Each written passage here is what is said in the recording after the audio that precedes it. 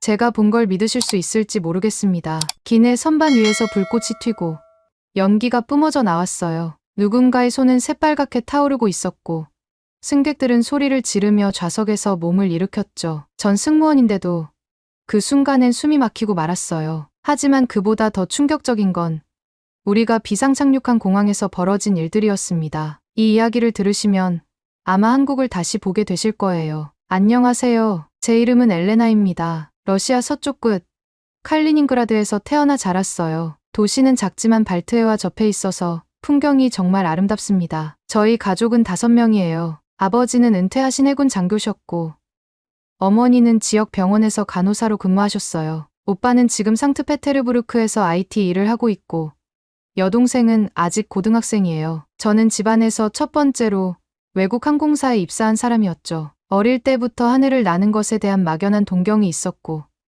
다양한 나라의 사람들과 만나고 싶다는 꿈이 있었거든요. 지금은 28살이고 모스크바를 기반으로 활동하는 항공사에서 승무원으로 일하고 있어요. 비행 경력은 벌써 7회째인데요.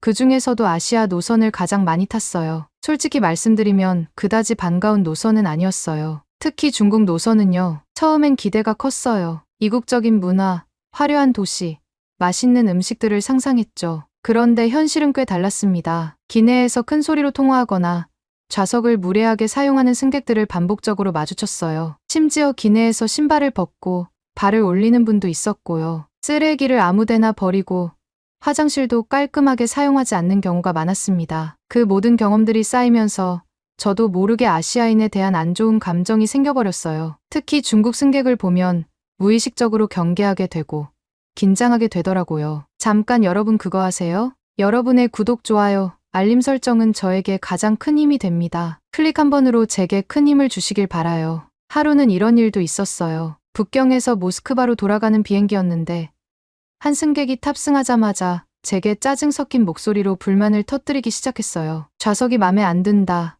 기내식은 왜 그 모양이냐.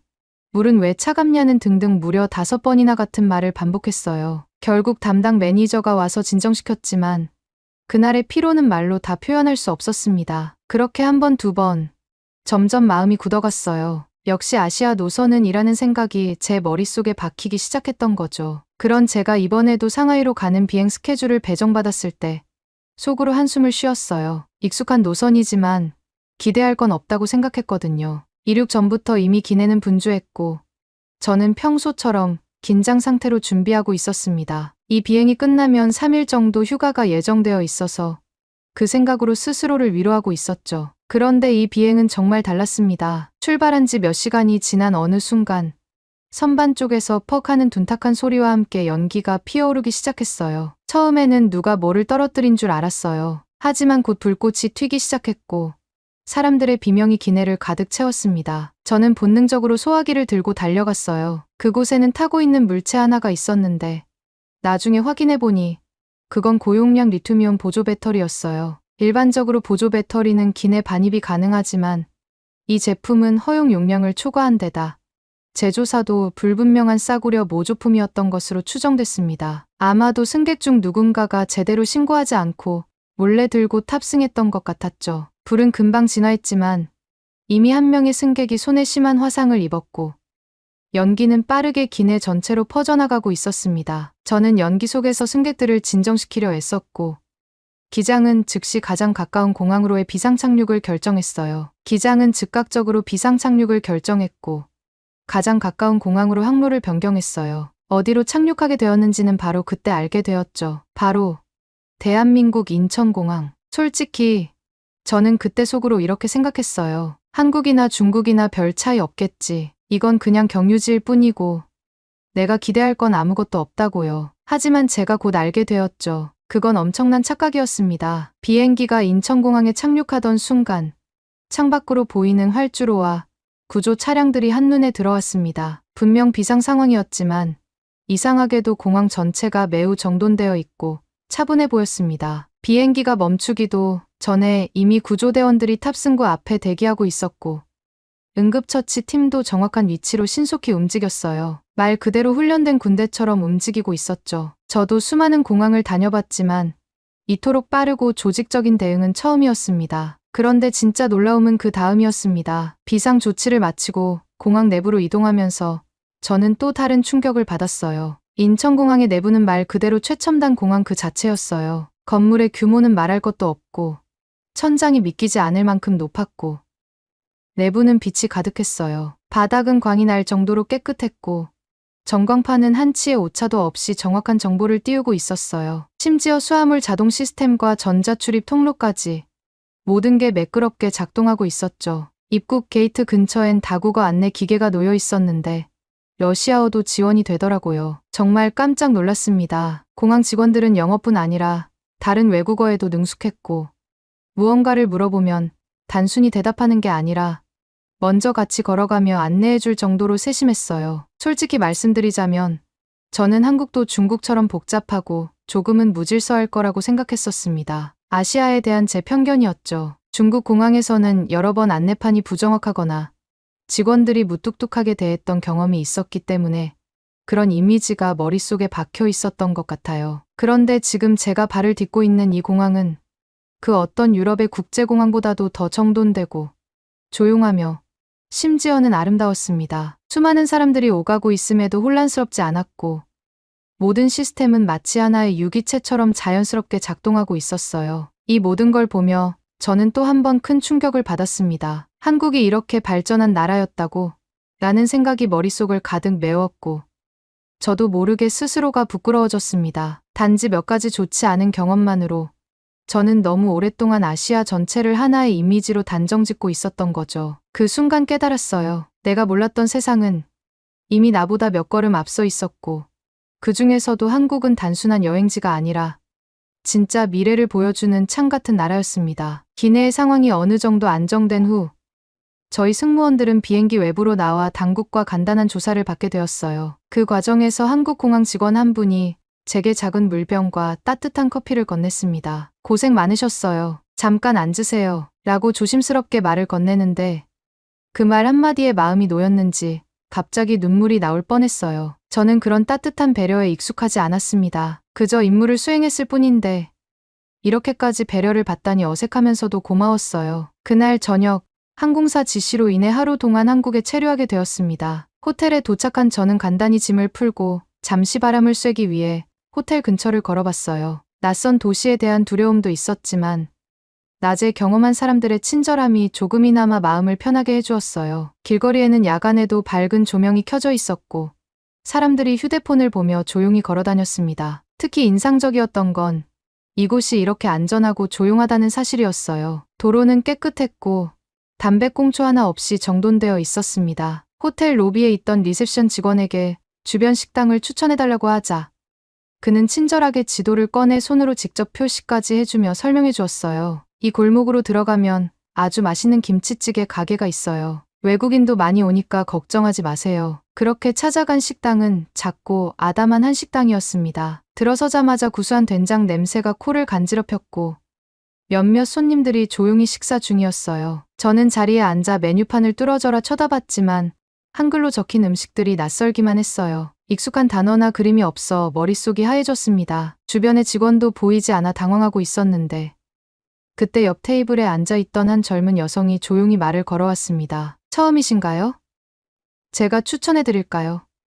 그녀는 아주 자연스럽게 몇 가지 음식을 소개해 주었고 한국 음식 중 가장 대중적이면서도 외국인에게 인기 있다는 김치찌개를 권해주었어요. 주문이 들어가고 얼마 지나지 않아 뜨거운 냄비에 보글보글 끓는 김치찌개가 등장했어요. 빨갛게 끓는 국물 위로 파와 두부, 돼지고기, 그리고 익은 김치가 가득 담겨 있었어요. 김치의 강한 향이 코끝을 자극했지만 이상하게도 불쾌하지 않고 식욕을 자극하는 묘한 매력이 있었습니다. 김치찌개와 함께 나온 하얀 쌀밥, 그리고 다양한 반찬들이 작은 접시에 정갈하게 담겨 함께 나왔어요. 반찬으로는 달콤하게 양념된 멸치볶음, 간장에 절인 메추리알, 그리고 상큼한 오이무침이 있었고요. 특히 감자조림은 처음 먹어보는 맛이었는데 짭짤하면서도 달콤한 소스가 감자에 스며들어 정말 부드러웠습니다. 처음엔 맵지 않을까 걱정했지만 김치찌개는 의외로 깊은 맛이 있었고 맵기보다는 얼큰하고 시원한 느낌이 강했어요. 숟가락으로 국물 한 입을 떠먹었을 때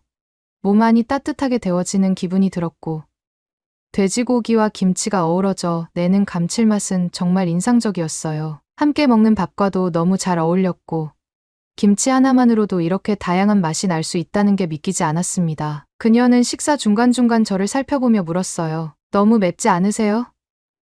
밥 더 필요하시면 말씀하세요. 그 말에 저는 깜짝 놀랐어요. 처음 보는 외국인에게 이렇게 세심하게 챙겨주는 모습은 너무도 낯설면서도 따뜻했습니다. 저도 모르게 웃으며 고개를 끄덕였고 그녀는 환하게 웃으며 다시 자신의 식사로 돌아갔어요. 식당 전체 분위기도 따뜻하고 정겨웠습니다. 다들 조용히 식사하며 서로에게 폐를 끼치지 않으려는 듯한 배려가 느껴졌어요. 식사가 끝났을 무렵 제 앞에 놓인 그릇은 거의 깨끗이 비워져 있었고 뭔가 든든하게 채워진 느낌이 들었어요. 단순히 배가 불러서가 아니라 그 따뜻한 환대와 낯선 음식을 즐길 수 있었던 경험 자체가 저를 포근하게 감싸준 것 같았거든요. 그녀가 마지막으로 한 말이 아직도 기억에 남아요. 한국에서는 밥 한 끼도 혼자 먹지 말라고 하잖아요. 외국인이든 누구든 식사는 함께해야 맛있어요. 그 말은 단순한 친절을 넘어 이 나라가 가진 정과 따뜻함을 그대로 보여주는 말이었습니다. 저는 그 식사를 통해 한국의 문화를 단순히 보고 느낀 것이 아니라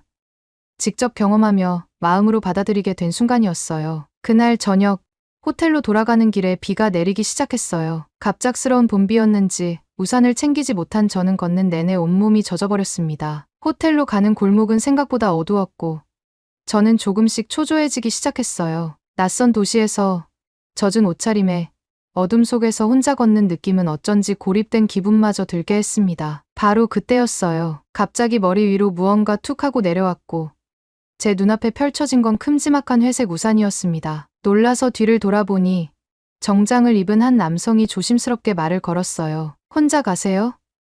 호텔 쪽으로 가시는 거면 같이 가드릴게요. 그 남성은 또래 정도 되어 보였고 말투가 아주 부드럽고 조심스러웠습니다. 저는 순간적으로 경계심이 들었지만 그의 표정에는 어떤 계산도 느껴지지 않았어요. 오히려 어색하게 웃으며 한 걸음 뒤로 떨어지는 모습에 오히려 안심이 되었죠. 정말 괜찮으시다면 고맙습니다. 제가 조심스럽게 대답하자 그는 우산을 살짝 더 저에게 기울여 주었어요. 우리는 말없이 골목을 함께 걸었어요. 바닥에는 물이 고여 있었고 비는 여전히 쏟아졌지만 이상하게도 마음만은 조금 따뜻해졌습니다. 몇 걸음쯤 걷다 보니 그는 조심스럽게 말을 걸었어요. 비 올 때 혼자 걷는 건 좀 쓸쓸하죠. 저도 출장 중이라 낯설린 매한가지예요. 그렇게 우리는 서로의 이름도 어디서 왔는지도 모른 채 잠깐의 대화를 이어갔습니다. 호텔 입구에 도착했을 때 그는 우산을 접으며 짧게 인사했어요. 좋은 밤 되세요. 한국의 첫 인상이 조금은 괜찮았으면 좋겠네요. 그리고는 자신이 묵는 쪽으로 조용히 걸어가 버렸습니다. 저는 멍하니 그 뒷모습을 바라보다가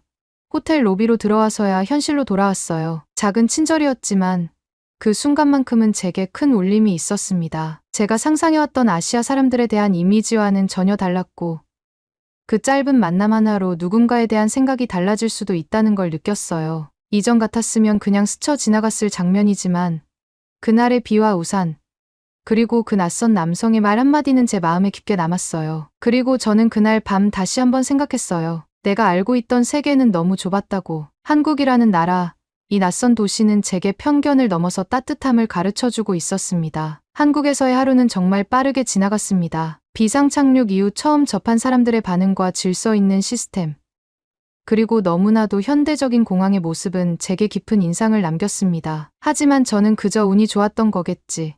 단지 공항과 호텔, 몇몇 사람만 그랬던 걸 거라고 생각했어요. 제 마음속에는 여전히 조심스러움이 남아 있었습니다. 그러나 그 다음 날, 그 생각은 완전히 무너지고 말았어요. 호텔에서 아침을 먹고 난 뒤 항공사 측의 조치로 하루 동안 인천 시내를 자유롭게 둘러볼 수 있는 시간이 생겼습니다. 저는 큰 기대 없이 인천의 중심가로 나가보기로 했어요. 날씨는 따뜻했고 거리는 활기찼습니다. 도심 속 지하철역에 들어섰을 때 저는 또 한 번 놀랐어요. 시설이 너무나도 깨끗했고 안내 시스템도 체계적으로 잘 되어 있었어요. 특히 놀라웠던 건 교통카드를 한번 터치하는 것만으로 지하철뿐 아니라 버스까지 연계해서 탈 수 있는 시스템이었어요. 러시아에서는 아직도 일부 도시에서만 가능하고 환승 시스템이 복잡해서 매번 표를 따로 사야 하거든요. 지하철 내부도 마찬가지였습니다. 벽에 붙은 광고판에서는 한국의 다양한 문화와 관광지를 소개하고 있었고 좌석에는 어르신들을 위한 자리와 임산부 배려석까지 따로 마련되어 있었습니다. 무엇보다 인상 깊었던 건 사람들이 조용히 이동하며 서로에게 방해가 되지 않도록 배려하는 모습이었어요. 큰 소리로 통화하는 사람도 없었고 누군가가 손에 무거운 짐을 들고 있으면 자연스럽게 도와주는 장면도 몇 번이나 목격했어요. 그날 저는 월미문화의 거리라는 곳에 들렀습니다. 우연히 찾은 곳이었지만 거리 곳곳에 놓인 예술 조형물과 작은 갤러리, 그리고 골목에 숨어있는 아기자기한 카페들이 인상적이었어요. 그렇게 거리를 걷다 보니 작은 북카페에 들어가게 되었는데 그곳은 정말 조용하고 따뜻한 공간이었어요. 저는 따뜻한 유자차를 시켜놓고 창밖을 바라보다 옆자리의 한국인 여성과 자연스럽게 대화를 나누게 되었습니다. 그녀는 책을 읽고 있었고 제가 고른 유자차를 보며 저도 그 차 좋아해요. 감기 걸릴 때 마시면 최고예요 라고 말을 건넸어요. 그녀와의 대화는 짧았지만 의미 있었습니다. 한국의 책 문화, 사람들의 독서 습관, 그리고 요즘 젊은 세대가 어떻게 생각하며 살아가는지에 대해 잠시 들을 수 있었어요. 저는 평소에 한국에 대해 알 수 있는 정보라고는 뉴스나 인터넷을 통해 접하는 것뿐이었는데 이렇게 직접 사람과 마주 앉아 이야기를 나누니 그 나라가 훨씬 가깝게 느껴졌습니다. 카페를 나와 돌아가는 길에 작은 재래시장을 지나게 되었어요. 그곳에는 할머니들이 손수 만든 김밥과 떡을 팔고 있었고 젊은 상인들이 활기차게 손님을 맞이하고 있었어요. 저는 무작정 김밥 한 줄을 샀고 그 자리에서 한 입 베어 물었는데 놀랄 정도로 맛있었어요. 정성이 가득한 맛이랄까요. 그러자 옆에 있던 할머니가 웃으며 말을 걸어왔어요. 외국 사람도 김밥 좋아해요? 저는 서툰 한국어로 네, 진짜 맛있어요 라고 대답했고 할머니는 손에 작은 떡 하나를 더 쥐어주셨습니다. 이건 서비스예요. 여행 즐겁게 하세요. 그 한마디에 마음이 따뜻해졌습니다. 단순한 친절이 아니라 사람 대 사람으로서의 정이 느껴졌어요. 하지만 모든 것이 완벽하기만 했던 것은 아니었어요. 점심을 먹기 위해 어느 작은 식당에 들어갔는데 그곳에서는 제가 외국인이라는 이유 때문인지 직원이 다소 무뚝뚝하게 반응했어요. 제가 메뉴를 고르는데 계속 짧고 차가운 말투로 대했기에 순간 기분이 상했고 역시 다 똑같지 않나라는 생각이 들었습니다. 식사를 하며 괜히 한국에 대해 가졌던 긍정적인 인상이 흔들리려던 찰나 옆 테이블에 앉아있던 젊은 남성이 조심스럽게 말을 걸어왔어요. 혹시 도와드릴까요? 제가 여기 자주 오거든요. 그는 메뉴에 대해 하나하나 설명해 주었고 추천까지 해주며 친절하게 웃었어요. 저는 무척 놀랐고 고맙다는 말을 몇 번이나 반복했어요. 그 후 직원의 태도도 조금씩 부드러워졌고 식사 마무리 즈음엔 미소까지 지으며 인사를 해주셨어요. 처음에는 단순한 오해였던 거죠. 그 직원은 외국인을 대하는데 익숙하지 않아 서툴렀던 것이었습니다. 그 일을 겪고 나서 저는 또 하나의 중요한 사실을 깨달았어요. 누군가가 불친절하게 느껴졌다고 해서 그 사람의 본심을 단정 지을 순 없다는 것. 제 편견이 만든 벽을 하나하나 깨뜨리는 경험들이 계속해서 이어지고 있었습니다. 한국에서 보낸 하루가 제 안의 오해와 선입견을 얼마나 무너뜨리고 있는지를 그날 진심으로 실감했어요. 낯선 문화, 다른 언어, 새로운 환경 속에서도 사람과 사람 사이의 따뜻함은 국경을 넘는다는 걸 저는 한국에서 직접 느끼고 있었습니다. 한국에서 보낸 그 하루는 제게 하나의 전환점이 되었습니다. 비상착륙이라는 예상치 못한 사건으로 시작된 여정이었지만 그 여정 속에서 제가 마주한 한국은 이전에 제가 품고 있었던 어떤 이미지와도 닮아있지 않았어요. 공항에서의 질서정연한 대응, 거리에서 느낀 안전함, 그리고 일상 속에서 자연스럽게 베풀어지는 친절은 제가 단순히 외국인이었기 때문에 받은 특별한 대우가 아니라는 걸 알게 되었습니다. 그건 그 나라가 가진 문화, 그 사회가 가진 따뜻함의 표현이었어요. 비행기를 타기 전 마지막으로 찾은 곳은 인천공항 내에 있는 작은 문화 전시관이었어요. 시간이 조금 남아 구경할 요량으로 들어갔는데 그곳은 전통과 현대가 조화를 이루는 공간이었습니다. 한복을 입은 마네킹들, 한국 전통 악기를 체험할 수 있는 작은 공간, 그리고 벽면에 흐르는 한국의 사계절을 담은 영상들이 조용히 전시되어 있었어요. 저는 잠시 앉아 영상을 바라보며 그동안의 시간을 천천히 되짚어 보았습니다. 처음 한국 땅을 밟았을 때 제 마음속에는 편견이 가득했어요. 아시아에 대한 일반화된 시선, 중국 노선에서 겪었던 피로와 스트레스, 그리고 무심코 쌓여버린 오해들. 하지만 이곳에서 만난 사람들은 그 모든 것을 부수고 새로운 시선을 제게 안겨주었습니다. 김치찌개를 함께 먹으며 웃던 여성, 비 오는 밤 우산을 씌워준 낯선 남성, 무뚝뚝해 보였지만 끝내 웃어주었던 식당 직원, 따뜻한 떡을 건네던 시장의 할머니, 모두가 제게 진짜 한국을 보여주었어요. 마지막 비행기 탑승 전, 저는 면세점에서 가족들에게 줄 선물을 샀습니다. 어머니를 위한 진한 홍삼차, 아버지를 위한 전통적인 자개 장식 소품, 그리고 여동생에게는 귀여운 케이팝 아이돌 키링까지. 그 선물 하나하나에 담긴 마음은 단순한 기념품이 아니었어요. 그것은 제가 느낀 한국의 모습, 제가 경험한 감동을 조금이나마 전하고 싶은 마음이었습니다. 탑승 게이트 앞에서 기다리는 동안 옆자리에 앉은 한 한국 여성이 조심스럽게 말을 걸어왔어요. 혹시 여행이세요? 저는 웃으며 상황을 설명했고 그녀는 놀랍다는 듯 고개를 끄덕였어요. 그러다 문득 그녀가 말했어요. 한국이 조금은 마음에 드셨으면 좋겠네요. 저는 망설임 없이 대답했어요. 조금이 아니라 정말 많이요. 비행기가 활주로를 떠나기 시작했을 때 저는 창밖을 오래도록 바라봤습니다. 끝없이 펼쳐진 도시의 불빛과 어두운 하늘 사이에서 제 마음은 조금은 아쉬웠고 조금은 벅찼어요. 짧은 하루였지만 제 안에는 수많은 이야기가 쌓여 있었고 그 이야기들은 앞으로의 삶에서 지워지지 않을 것 같았어요. 이곳을 다시 찾고 싶다는 마음이 강하게 들었어요. 그냥 관광객으로가 아니라 진짜 이곳의 삶을 더 가까이에서 느껴보고 싶은 사람으로서요. 러시아로 돌아가는 비행기 안에서 저는 작은 일기장을 꺼내 그날의 기억을 하나씩 적어내려 갔어요. 그동안 비행기에서 메모했던 짧은 단어들, 스치듯 지나간 얼굴들, 처음 먹어본 음식 이름까지. 그 기록들은 단순한 여행의 흔적이 아니라 저희 마음이 바뀌는 과정을 담은 작은 발자취였습니다. 한국은 이제 제게 하나의 목적지가 아니라 다시 돌아가고 싶은 감정이 된 나라였어요. 지금 이 이야기를 여러분께 들려드리는 이유는 단순합니다. 우리는 때때로 아주 작은 오해와 경험들만으로 어떤 나라, 어떤 사람들을 쉽게 판단하곤 합니다. 저도 그랬어요. 하지만 진짜 중요한 건 직접 보고 느끼는 경험이에요. 그리고 그 경험이 줄 수 있는 감동은 상상 이상의 것이 될 수 있다는 걸 저는 한국에서 깨달았습니다. 이제 저는 제게 묻는 사람들에게 자신 있게 말할 수 있어요. 한국은 어때요?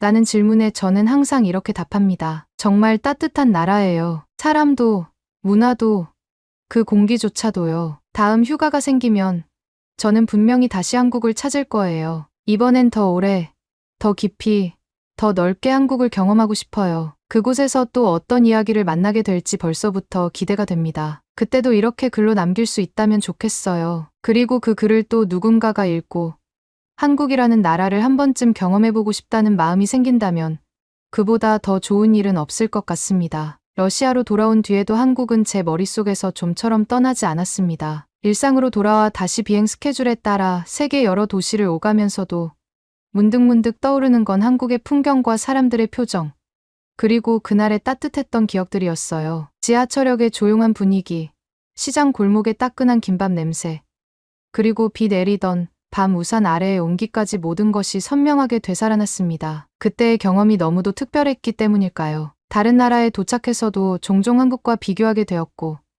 어느 순간부터는 다음 비행 노선 중 한국이 있었으면 좋겠다는 생각까지 하게 되었어요. 그렇게 몇 주가 흐른 뒤 새로운 비행 스케줄표를 받아 들고 확인하는 순간 저는 혼잣말로 정말이야 라고 말하며 눈을 반짝였어요. 제 노선에 한국이 포함되어 있었거든요. 그것도 단 한 번이 아니라 앞으로 몇 달간 정기적으로 들어가게 된다고 적혀 있었습니다. 그 순간 저는 마음 깊은 곳에서부터 기쁨이 차오르는 걸 느꼈어요. 누군가는 단순한 업무 스케줄일지 모르지만 저에겐 소중한 재회였어요. 제가 진심으로 다시 만나고 싶었던 나라, 다시 숨 쉬고 싶었던 공기, 다시 마주치고 싶었던 미소들이 있는 그곳으로 향할 수 있다는 사실 하나만으로도 충분히 설레었습니다. 저는 이제 한국행 비행기를 기다리는 시간이 즐겁기만 해요. 단지 일을 하기 위한 목적이 아니라 다시 한번 그 나라의 따뜻함을 느끼고 싶어서입니다. 저를 웃게 했던 그 찻집의 유자차, 조심스레 말을 건네주던 식당의 젊은 여성,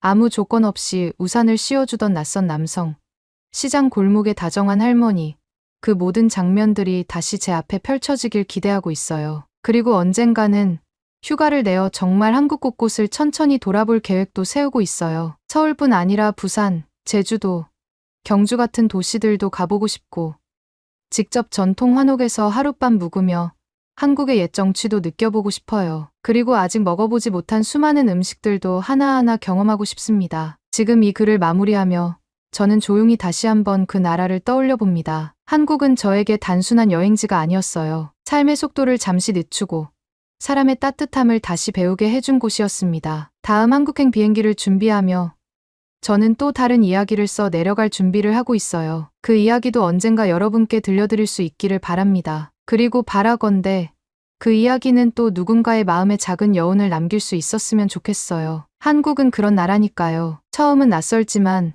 한번 마음에 들어오면 오래도록 잊히지 않는 그런 나라였습니다. 오늘의 이야기는 여기까지입니다. 오늘의 사연이 마음에 드셨다면 구독, 좋아요 부탁드리겠습니다. 소중한 시간 긴 이야기 끝까지 들어주셔서 진심으로 감사합니다. 앞으로도 더 좋은 사연으로 여러분을 찾아오겠습니다. 시청해 주셔서 감사합니다. 해주셔서 감사합니다. 해주셔서 감사합니다. 해주셔서